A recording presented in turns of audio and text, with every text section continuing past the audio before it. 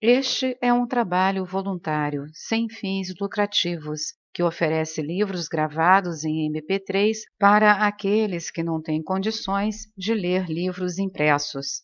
Para ouvir este e outros livros gratuitamente na íntegra, acesse nosso canal e leia as instruções na aba Sobre.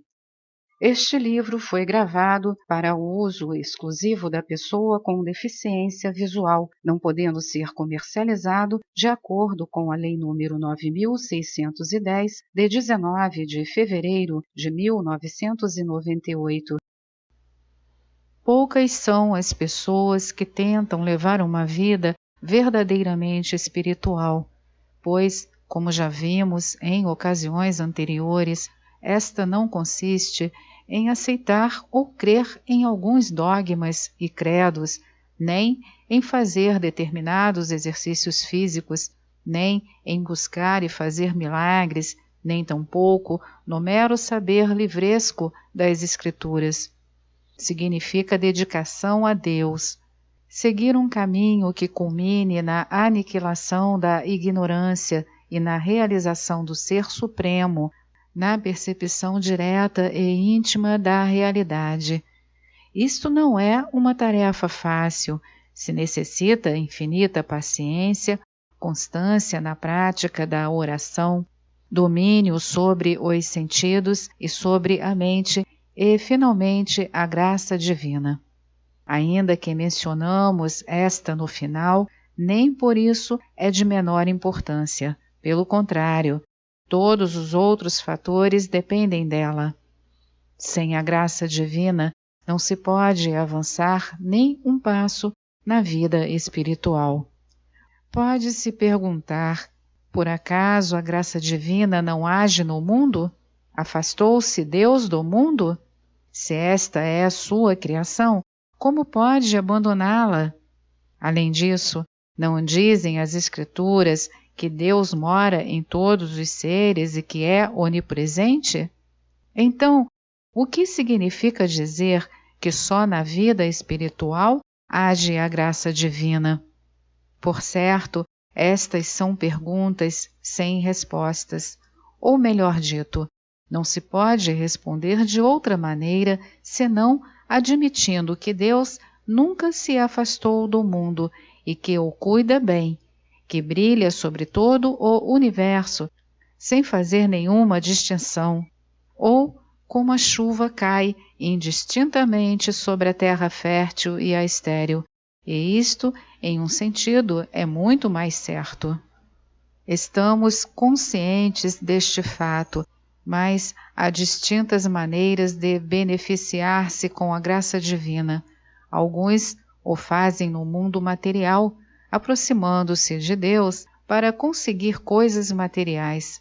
Quando Deus lhes responde a seus pedidos, por exemplo, de cura de enfermidades, pensam que lograram um alto nível de elevação espiritual e assim, envaidecidos, perdem de vista a meta da vida. Deus é como uma mãe indulgente que nos perdoa tudo. Além disso, cumpre nossos pedidos, por mais daninhos que sejam para nós, para que não nos sintamos enganados ou abandonados.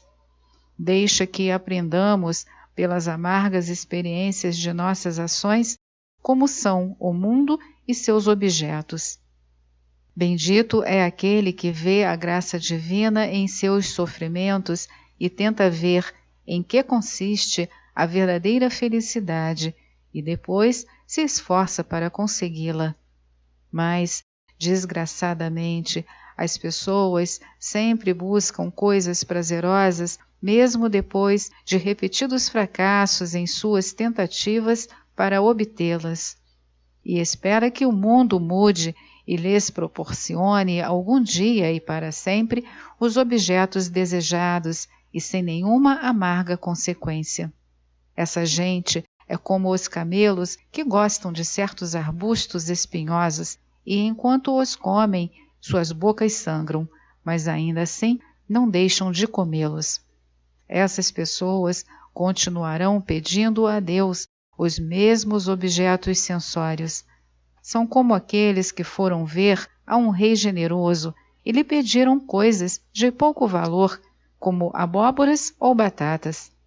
Por certo, pensam que são objetos preciosos, porque são pessoas de visão curta, desejam só o que podem perceber por seus sentidos, sem indagar por seu valor nem nas consequências que isto pode trazer.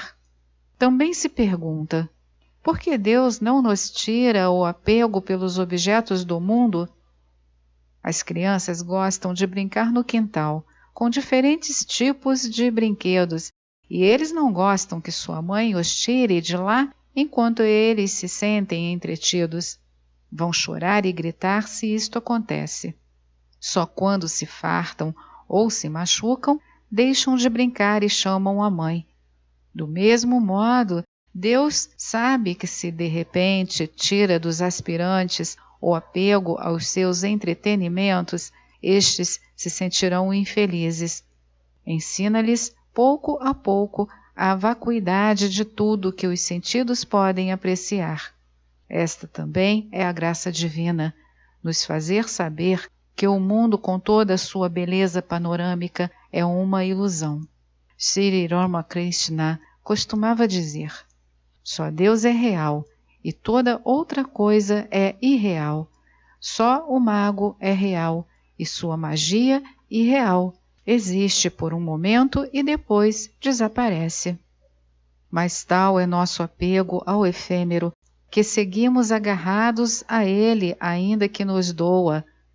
Na juventude, quando o sangue ferve, tudo parece formoso, cheio de alegria e encanto.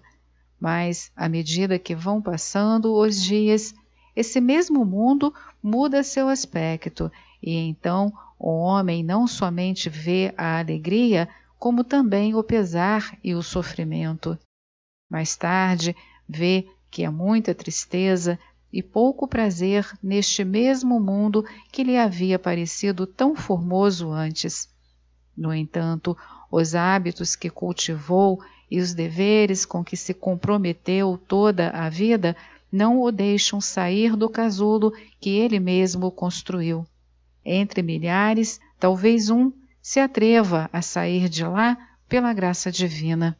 Outros, sem poder desfazer-se do apego e do encanto do mundo, arrastam os dias que lhes sobram, de um ou outro modo, muitas vezes jogando a culpa de sua desgraça no destino ou em Deus.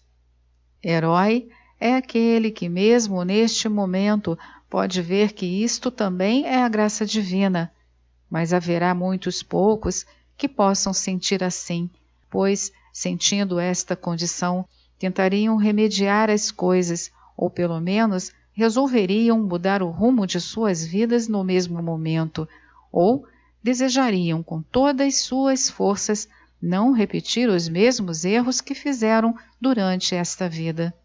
Só a pessoa que vê em tudo, não somente no agradável, a manifestação da graça divina, pode dizer que ela reina sempre no mundo.